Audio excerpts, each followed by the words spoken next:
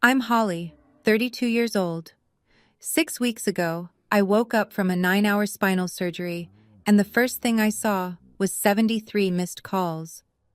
My vision was still blurry from anesthesia when I played my father's voicemail. His voice was calm, almost cheerful. "We sold your condo to pay for your sister's wedding. You were unconscious, so we signed for you.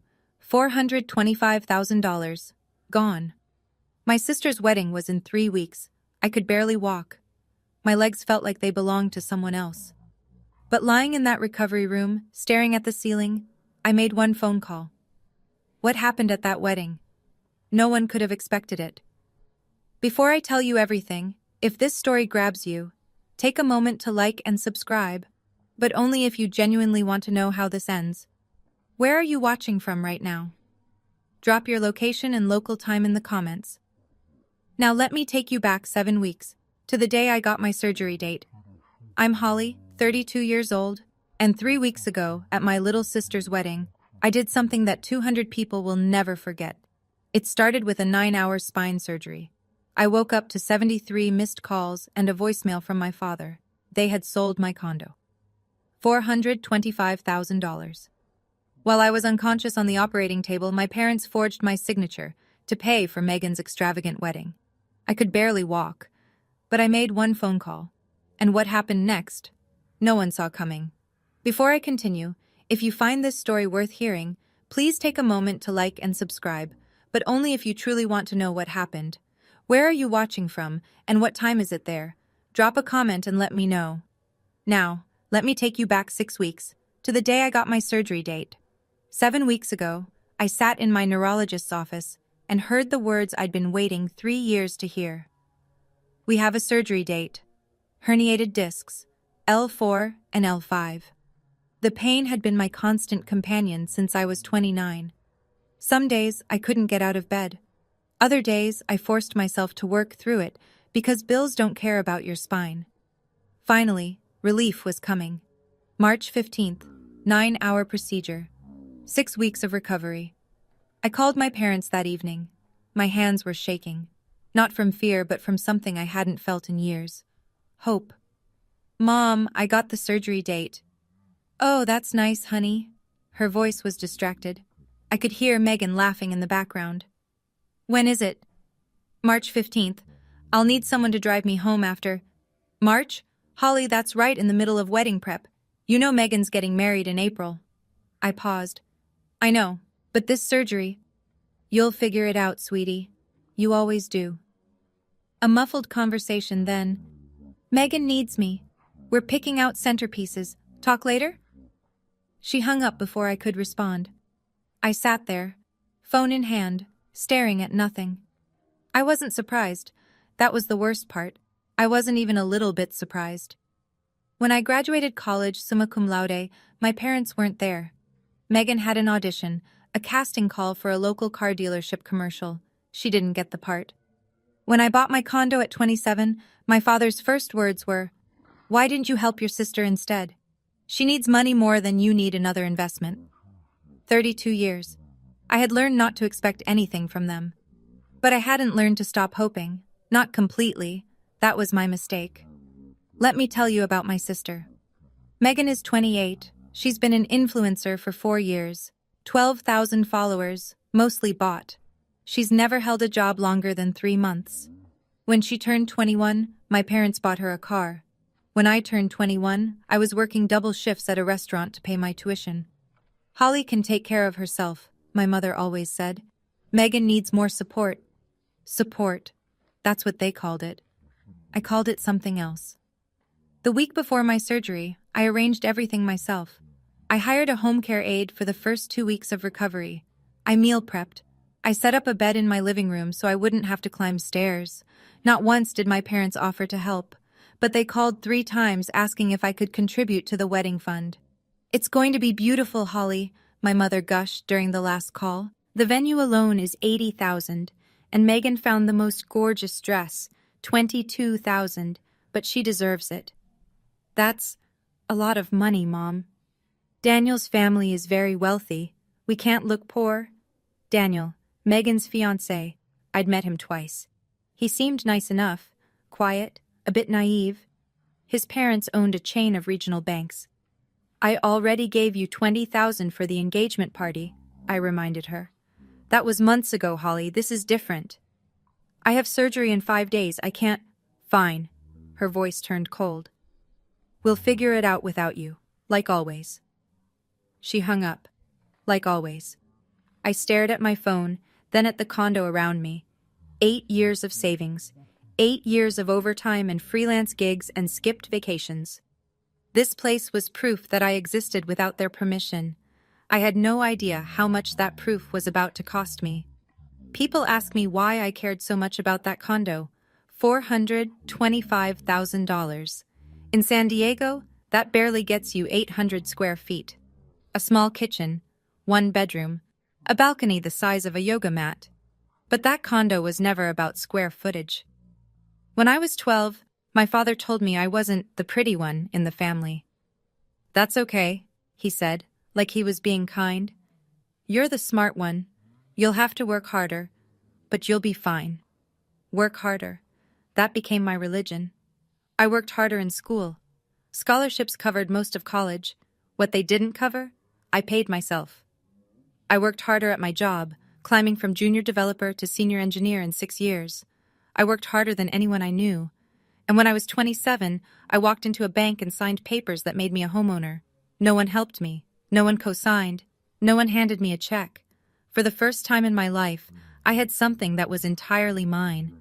That condo was 8 years of my life, compressed into walls and windows and a tiny balcony where I drank coffee every morning. It wasn't just an investment. It was evidence. Evidence that I had value, even if my family refused to see it. And there was something else they didn't know. 5 years ago, my parents almost lost their house. $180,000 in debt, foreclosure notices, desperate phone calls at midnight. I gave them $30,000. Every penny I had saved for a down payment on a bigger place. We'll pay you back, my father promised. They never did. They never even mentioned it again. So when I went into that surgery, I had no idea my parents had finally found a way to take what little I had left. March 15th, surgery day. I remember the fluorescent lights of the pre-op room, the nurse checking my IV, the anesthesiologist explaining what would happen. Count backward from 10, she said. I got to 7. 9 hours later, I opened my eyes in the recovery room.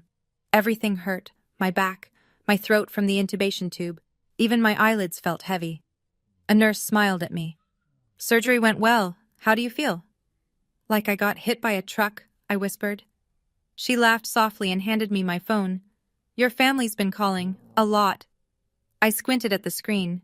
73 missed calls, 47 text messages. My first thought, something happened to someone. My second thought, Megan's wedding. Something went wrong with the wedding. I opened the voicemail from my father, sent 4 hours into my surgery. His voice was casual, almost cheerful. I would later learn they had planned this for weeks, finding a cash buyer, preparing the documents, timing everything to coincide with my surgery. Holly, honey, it's Dad. So we had a family discussion and, well, we've been working on something. We sold your condo, found a cash buyer a few weeks ago, very motivated, willing to close fast. We signed the final papers on your behalf today since you were unavailable. The money's going toward Megan's wedding. She deserves a beautiful day. And you weren't using that place much anyway, being single and all. You'll understand. Call us when you wake up. Love you. I played it again and again. $425,000. Gone. The nurse noticed my face. Ma'am, are you okay? Do you need pain medication? I didn't cry. I didn't scream. I just stared at the ceiling and breathed. In, out, in, out. Something crystallized inside me. Something cold and clear. I knew exactly what I needed to do. And it started with one phone call, but not to my parents. 2 hours after waking up, I called my father. My hands weren't shaking. My voice was steady. The morphine helped, but mostly it was something else.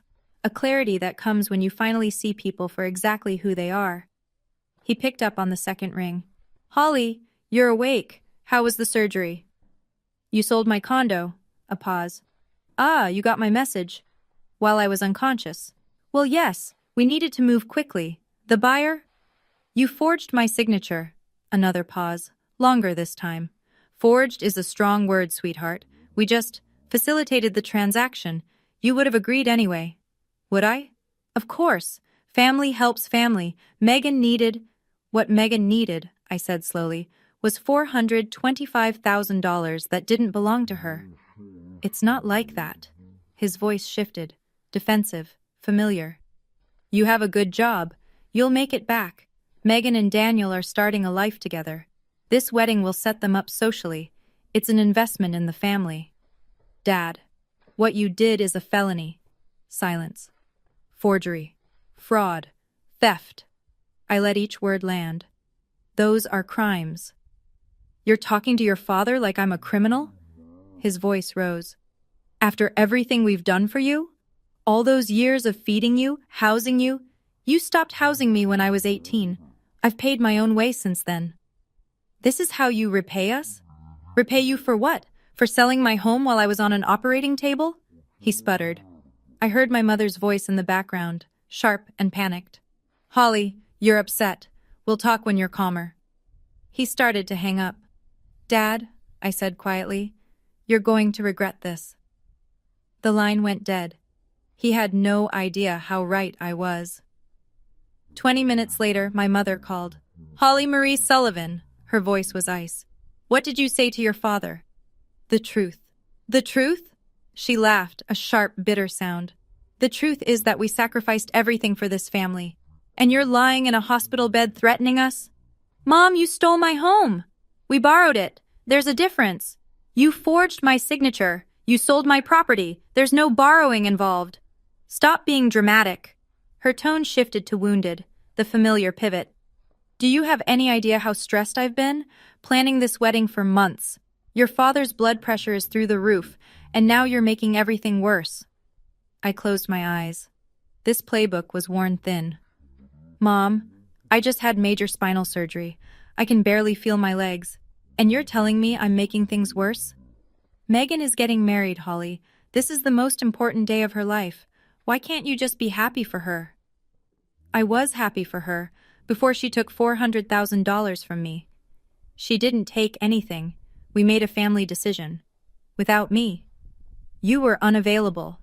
I was unconscious, she huffed. Same thing. You would have said no anyway. You've always been selfish. I let that word hang in the air. Selfish.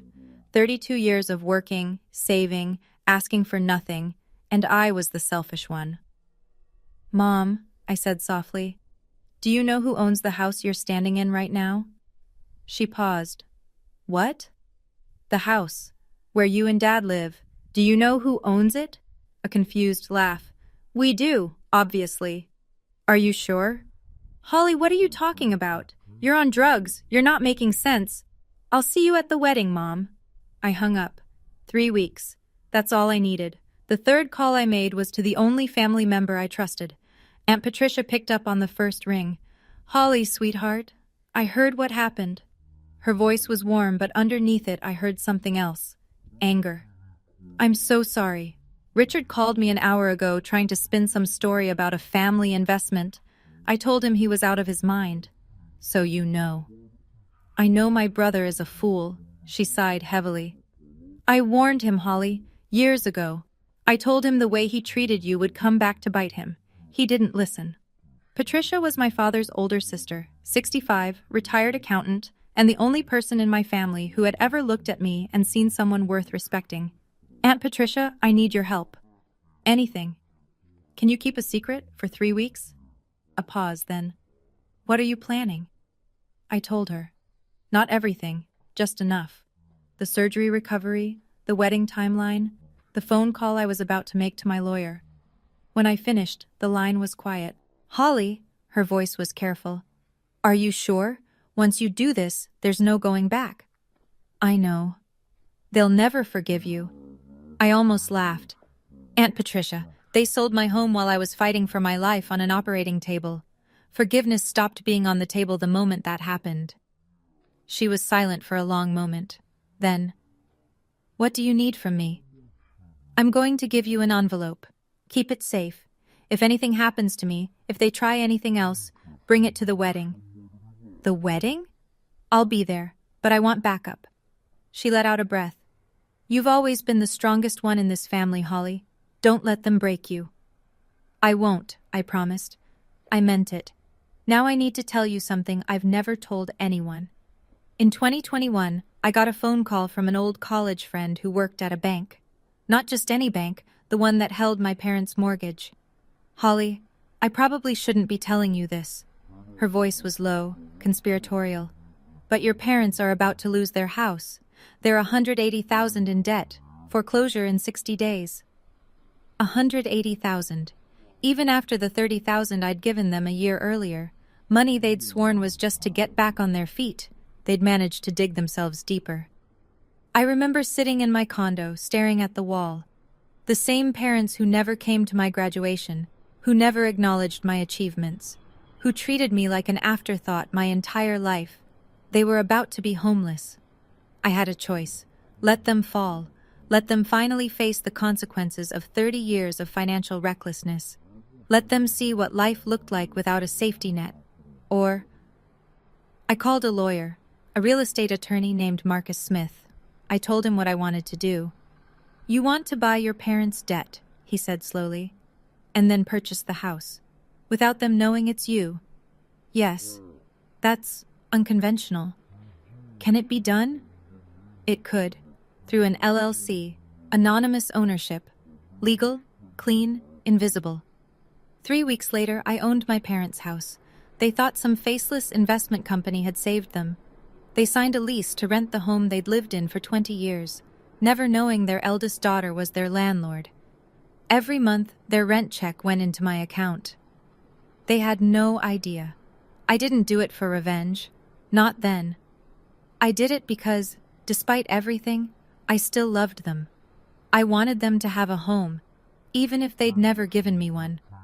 But now, 4 years later, lying in a hospital bed, knowing what they'd done, that love had finally found its limit. 3 days after surgery, Marcus Smith came to my hospital room.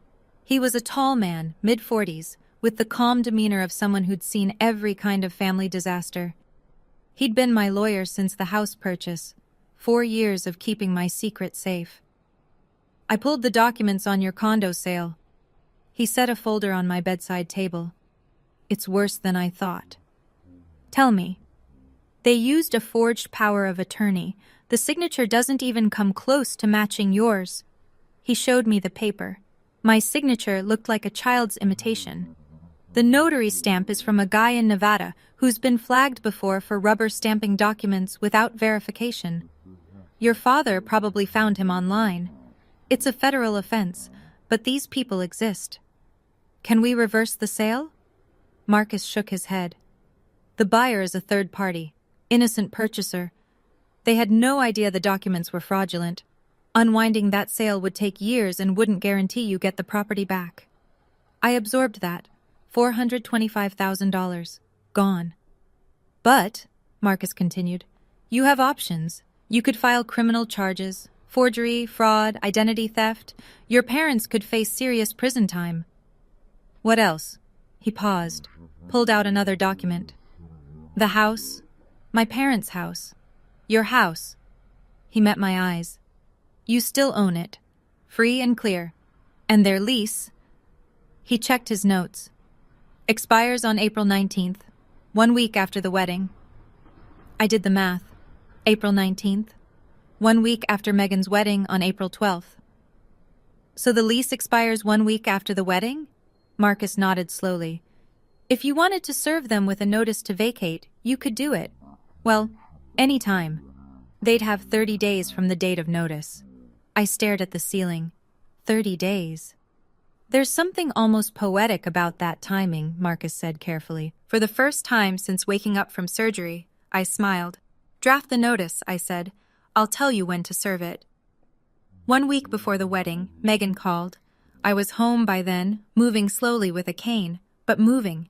The pain was manageable. My head was clear. Holly. Her voice was sugar-coated poison.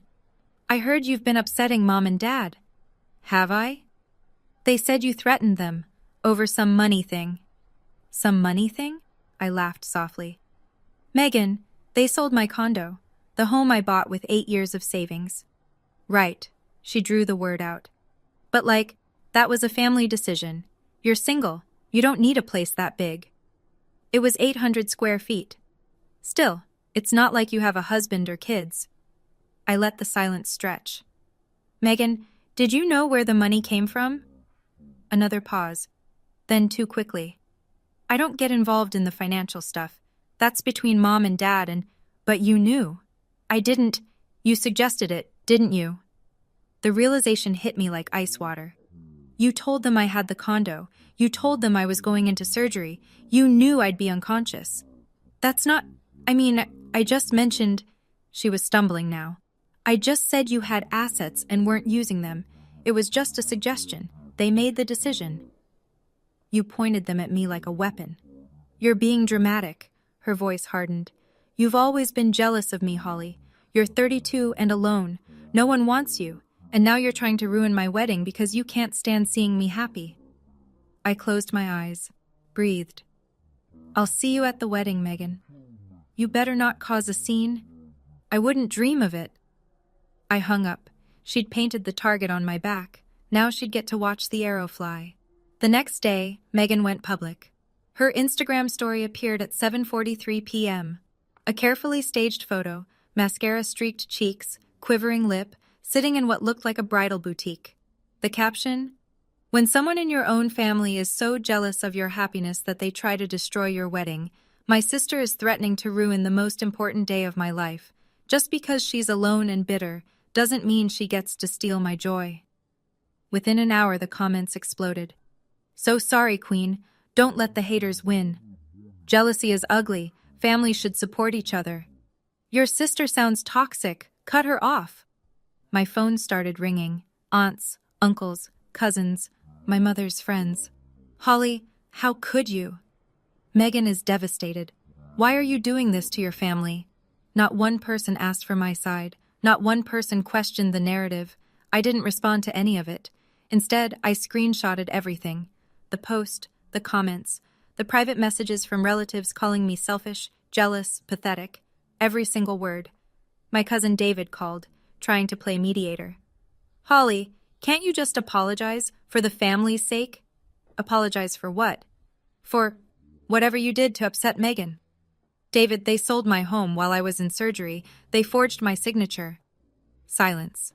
"Well," he said finally, "I'm sure there's two sides to every story." I hung up. 2 sides. Everyone wanted 2 sides, but no one wanted to hear mine. That was fine. In 2 weeks, they'd hear it whether they wanted to or not. I saved every screenshot to a folder on my laptop, every attack, every assumption, every cruel word. "These will be useful later," I said to no one. The wedding was in 14 days. The countdown had begun. Now I want to pause here for a moment. If you were in my position, surgery recovery, $425,000 stolen, your entire family turning against you, what would you do? A. Sue immediately. B. Wait until the wedding. C. Forgive and move on. Drop your answer in the comments. I'm genuinely curious what you'd choose. And if you're still with me, hit that like button. Trust me, you'll want to see what happens next. Let's continue. 2 days before the wedding, there was a rehearsal dinner. I didn't want to go. Every step still hurt. My back screamed with every movement. But I needed to see the battlefield before the battle. The restaurant was upscale Italian, private room, 25 people, white tablecloths, candles everywhere. Megan had posted the bill on her wedding planning story, $12,000 for one dinner. I arrived late, walking slowly with my cane. The room went quiet when I appeared in the doorway. My mother's eyes widened. My father's jaw tightened. Megan grabbed Daniel's arm and whispered something. "Holly!" My mother recovered first, her smile sharp as glass. "We didn't think you'd make it, with your condition." "I wouldn't miss it."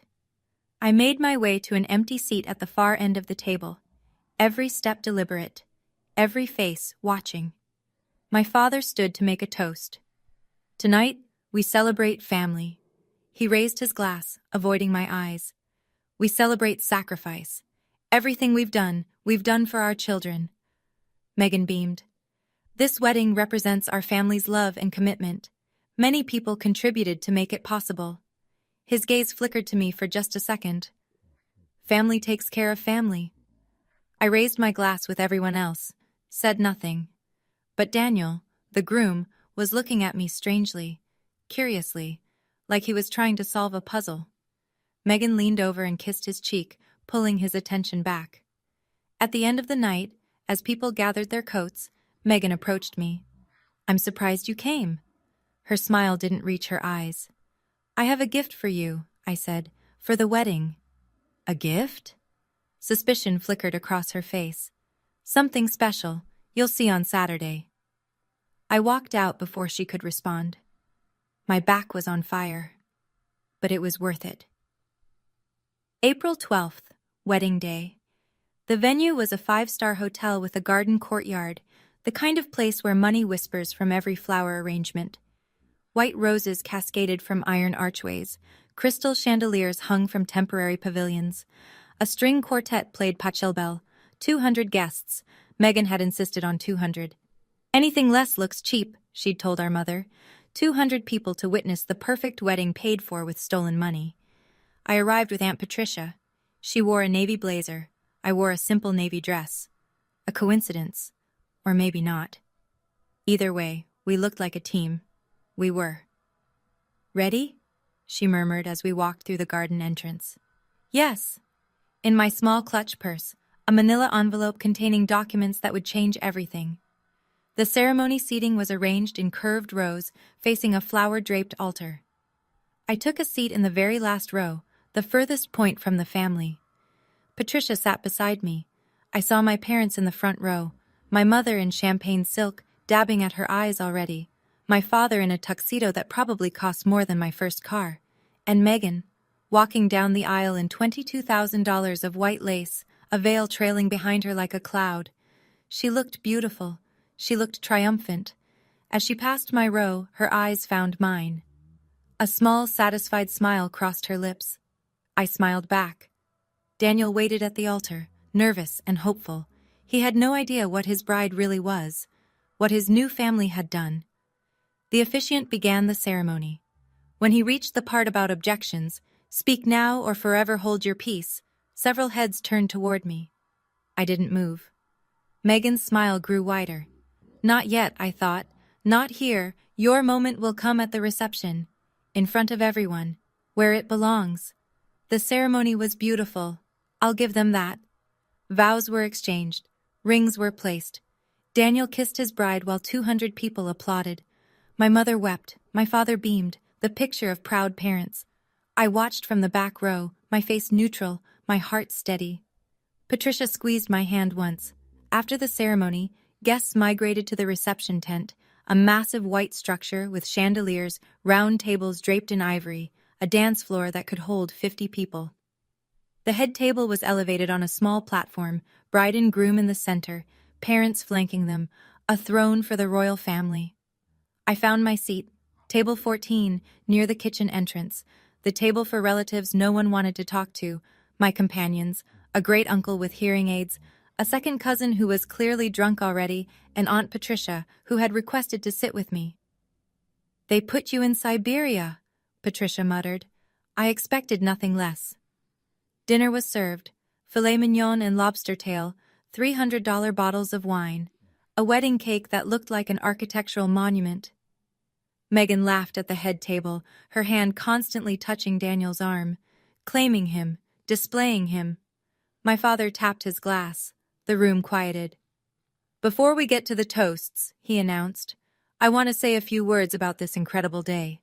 Here we go, I thought. This wedding represents everything our family believes in.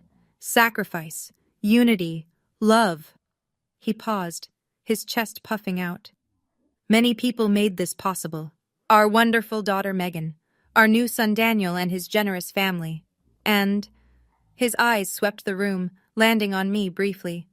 Everyone who contributed to making this day special. Contributed? He actually said contributed. Patricia's hand found mine under the table. Not yet. Almost.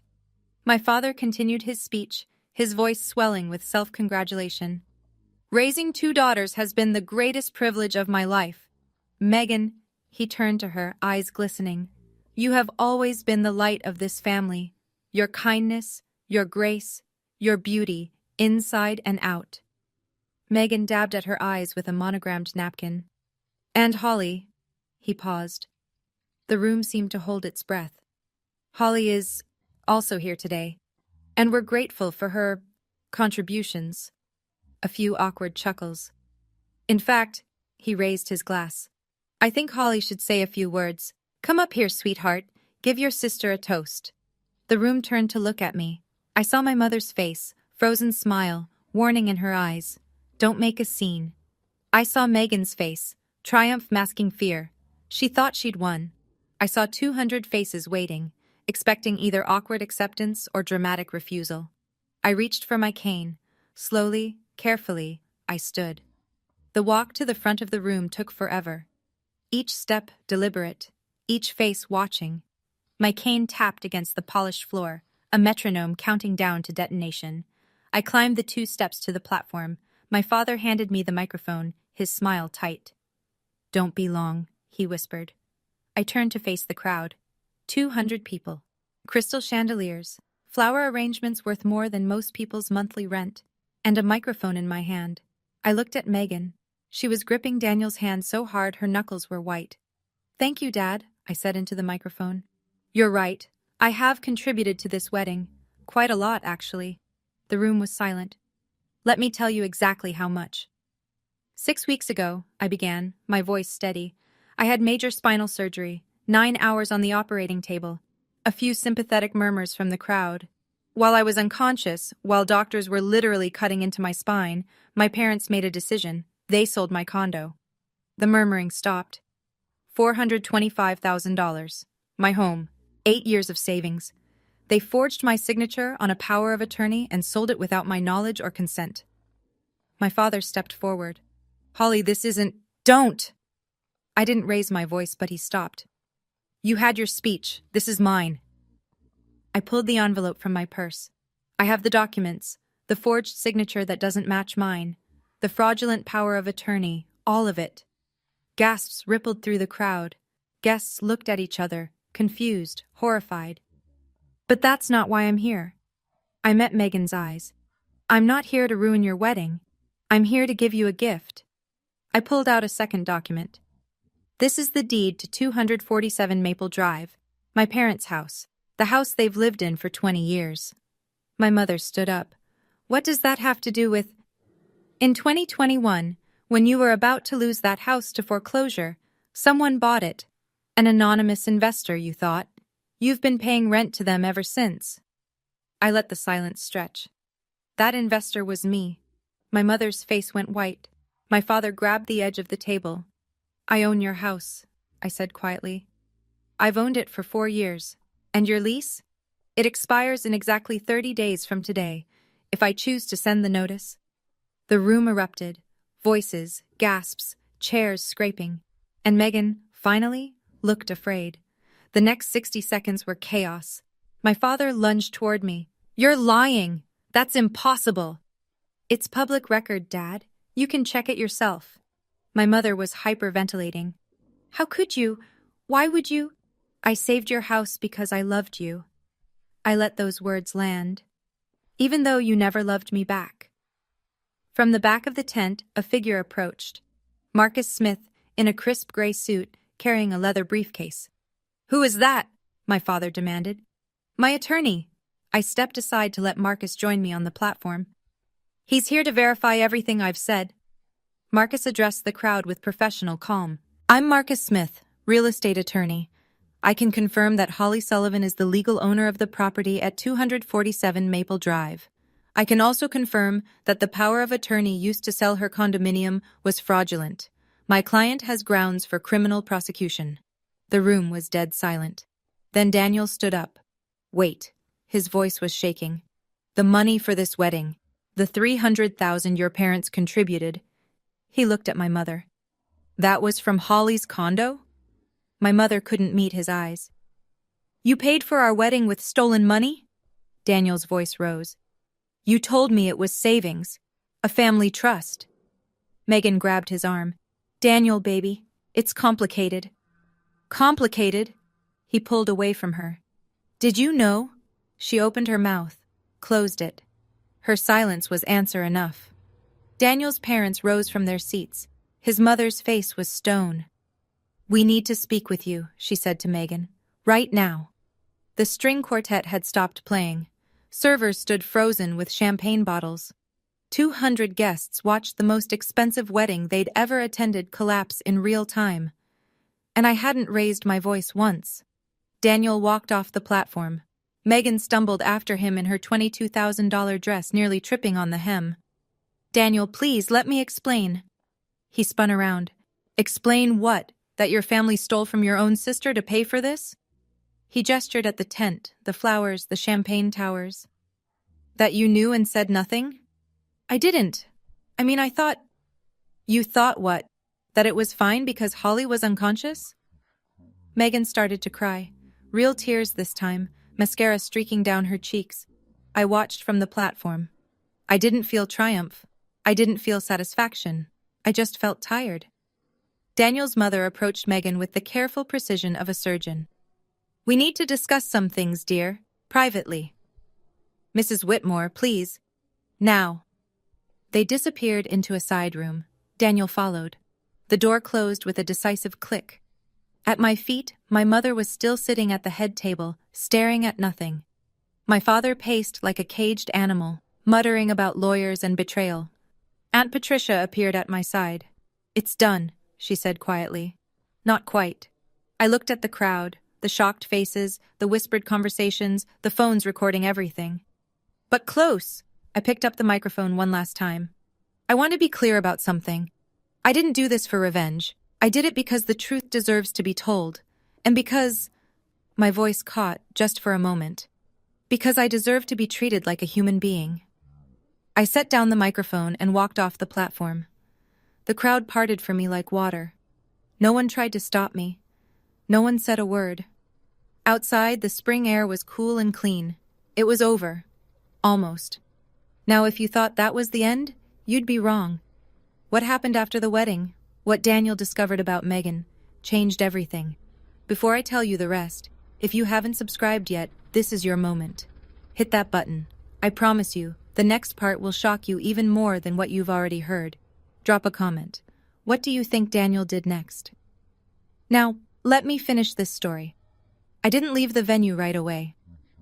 I sat on a bench in the hotel garden, watching the sunset paint the sky orange and pink. People drifted out of the reception tent in small groups. Some left immediately. Others lingered, gossiping in hushed tones. Several relatives approached me. Cousin David, who'd told me there were two sides to the story, couldn't meet my eyes. Holly, I didn't know. I'm sorry. I just nodded. Great-Aunt Margaret, my father's aunt, gripped my hand with surprising strength. I always said Richard didn't deserve you. Your grandmother would be proud. That one made me tear up. But the visitor who surprised me most was Daniel's mother, Sandra Whitmore. She sat down beside me, her Chanel suit somehow still immaculate despite the chaos. Holly. Her voice was cool but not unkind. I want you to know, we had no idea about any of this. I know. Daniel is devastated. She paused. He's questioning everything right now. I'm sorry, that wasn't my intention. Wasn't it? She studied me. No, I don't think it was. You just wanted the truth out. She stood, brushing off her skirt. For what it's worth, I think you did the right thing. A marriage built on lies was never going to last. She walked away before I could respond. Inside the tent, I could hear raised voices. My father shouting at someone. My mother crying. Megan emerged from the side room alone. Daniel wasn't with her. She saw me on the bench, and her face contorted with rage. She started toward me, then stopped, turned around, walked back inside. Smart choice. The string quartet started playing again, some ironic attempt at normalcy. But nothing about this day was normal anymore. An hour later, when most guests had left, Daniel found me. He was still in his tuxedo, but the bow tie hung loose around his neck. His eyes were red. Holly. He sat down heavily on the bench. I need to tell you something. You don't owe me anything, Daniel. No, I do. He ran a hand through his hair. I've been such an idiot. I waited. 3 months ago, when Megan and I first got engaged, my laptop went missing. I'd left it at her apartment overnight. He laughed bitterly. She said it must have been stolen. Break-in, she claimed. Nothing else was taken but my laptop. Gone. What was on it? Financial records, my family's holdings, trust fund details. He met my eyes. At the time, I thought it was just bad luck. Now, the pieces clicked into place. She was researching your family before you even proposed. I think she targeted me. His voice cracked. I think she found out about my family's money and engineered the whole relationship. The chance meeting at that charity event. The way she knew exactly what to say, what I liked, what I wanted to hear. I didn't know what to say. What do you say to someone whose entire relationship just revealed itself as a con? I'm sorry, I finally managed. Don't be. You saved me. He stood up. I've already talked to my parents' lawyer. We're filing for annulment on grounds of fraud. The marriage isn't even 12 hours old. And Megan? My family is demanding she return what they contributed to the wedding, $150,000. He paused. I don't think she has it. He walked away into the darkness. Megan had finally met a Mark who could fight back. The fallout was swift. By Monday, the story had spread through our extended family like wildfire. A guest had recorded my speech on their phone and shared it in a family group chat. From there, someone leaked it publicly. I never found out who. Within days, it had thousands of views, forwarded and re-forwarded with shocked emojis. My father's boss called him in for a meeting. Richard Sullivan was a middle manager at an insurance company. Respectable, boring, forgettable. Except now he was the man who'd committed fraud against his own daughter. We're placing you on administrative leave pending an ethics review, they told him. His 32 years at the company didn't matter. Reputation did. My mother lost her book club, the tennis group, the charity committee she'd chaired for 15 years. The phone calls stopped. The invitations dried up. And Megan? Her real Instagram followers, the few thousand actual humans among her 12,000, started disappearing. The bots she'd bought stayed, of course. They don't have consciences. Someone had found the wedding video and posted it publicly. Comments poured in. Imagine stealing from your own sister during her surgery. This is the most disgusting thing I've ever seen. Girl got exactly what she deserved. The annulment went through in record time. Daniel's family had excellent lawyers. Megan was left with nothing. No husband, no money, no reputation. 1 week after the wedding, she got her first job in 6 years. Retail associate at a department store. Minimum wage, commission-based. I heard she cried when she told our mother. As for me, I felt nothing. No satisfaction, no vindication. Just emptiness. I didn't want this. I never wanted any of this. All I'd ever wanted was to be seen, to be valued, to be treated like I mattered. But some families are incapable of that. Some families only understand power. And now, finally, they understood who had it. 30 days after the wedding, my phone rang. My father's name on the screen. I almost didn't answer. Holly. His voice was different, older, smaller. We need to talk about the house. What about it? The notice says we have to leave. A long pause. We don't have anywhere to go. I'd sent the eviction notice the day after the wedding. Legal, proper. A 30-day window, just as Marcus had advised. That's not my problem, Dad. It is your problem. A flash of the old anger. You're evicting your own parents. What kind of daughter does that? The kind whose parents stole $425,000 from her. We didn't steal. You forged my signature while I was in surgery. That is the legal definition of theft and fraud. I kept my voice flat. You're lucky I'm not pressing charges. Silence. Please. The words seemed to cost him everything. Just give us more time. A few more months. No. Holly, you had 4 years. 4 years of living in a house I paid for, paying rent to a daughter you treated like nothing. I saved you from foreclosure, and you repaid me by stealing my home. We didn't know it was you. Would it have mattered? He couldn't answer that. We both knew the truth. 30 days, Dad. Find somewhere else to live. If you do this, you're no longer my daughter. I almost laughed. I was never your daughter. I was just the one you used when you needed something. I hung up. My hands weren't shaking. My heart wasn't racing. I felt nothing but the cool certainty of a boundary finally drawn. Some lines, once crossed, can never be uncrossed. 2 months after the wedding, I walked through my parents' former house.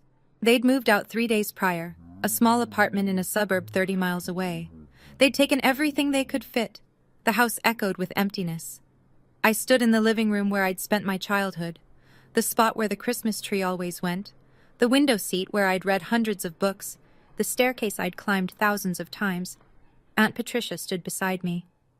"How do you feel?" she asked. "I don't know." I touched the wall. I thought I'd feel something. Vindication, satisfaction, something. And I just feel sad. She nodded. That makes sense. You didn't just lose your parents. You lost the hope that they'd ever love you the way you deserved. I turned away from the empty room. "What are you going to do with the house?" Patricia asked. "Rent it out." I found a young couple, first-time renters, both teachers. They seemed kind. I paused. "The rental income will go to a charity, a foundation that helps women who've experienced financial abuse in their families." Patricia smiled. "That's beautiful, Holly." My recovery was nearly complete. I could walk without the cane now. The pain was manageable. My body was healing. My heart was taking longer. Megan had texted me once, 2 weeks after the wedding. "I hope you're happy. You destroyed everything." I didn't respond. Daniel had sent a short email. "Thank you for the truth. I know it cost you. I won't forget it." I'd saved that one. I locked the front door of my parents' house, my house, and walked to my car. The spring sun was warm. Birds sang in the maple tree. Life, somehow, continued. 3 months after the wedding, I saw my mother. I was walking in the park near my new apartment, a smaller place, temporary while I figured out my next move. The condo money was gone, but I still had my job, my savings, my self-respect. She was sitting on a bench by the fountain, alone. She looked older, smaller. Her hair had more gray than I remembered.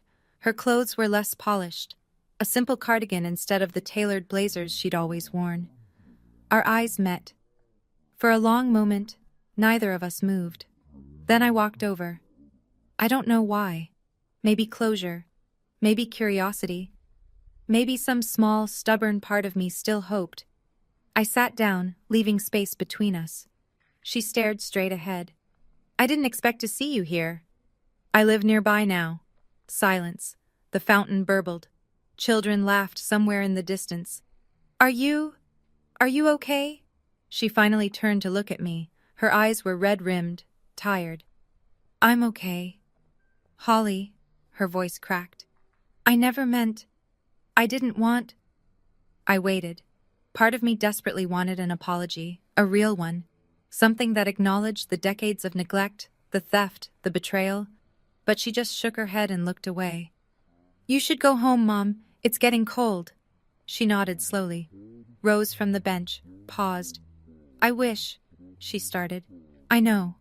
She walked away without finishing the sentence. I watched her until she disappeared around the bend in the path. I sat there for a long time, feeling the cool air on my face. I didn't hate her. I didn't love her either. I was just done. Some relationships can't be repaired. Some damage is too deep. And that's okay too. So that's my story. If you're waiting for a happy ending where we all reconcile and become a loving family, I'm sorry. That's not how life works. My parents live in their small apartment. We don't speak.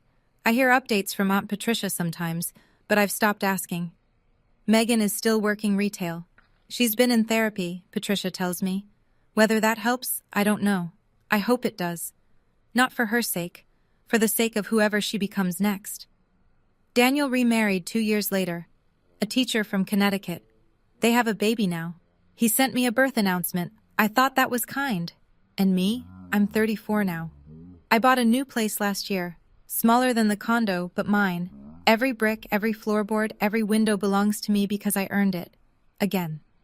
I still have the cane somewhere in my closet, a reminder of how far I've come. Here's what I learned. Setting boundaries isn't revenge, it's self-respect. Family doesn't give anyone the right to hurt you. Blood doesn't erase betrayal. And sometimes the most loving thing you can do for yourself is walk away. If you're watching this and you see yourself in my story, if your family treats you like an afterthought, like an ATM, like someone who exists only to serve their needs, I want you to know, you deserve better. You are allowed to say no, and you don't have to light yourself on fire to keep others warm. Thank you for listening. If this story resonated with you, share your thoughts in the comments. I read every single one. And if you've ever had to set a boundary with family, tell me about it. You're not alone. Until next time, take care of yourselves. Before I go, here are the lessons I want you to remember. First, no one has the right to take what you've worked for, not even family. Second, setting boundaries doesn't make you cruel. It makes you strong. Third, sometimes silence isn't weakness. It's preparation. Thank you so much for staying with me through this entire story. It means more than you know. If this resonated with you, hit subscribe and turn on notifications. I share stories like this every week. Check the description for more family drama stories. And if you have a story of your own, I'd love to hear it in the comments. Take care of yourself. You matter. And don't let anyone tell you otherwise. See you in the next one.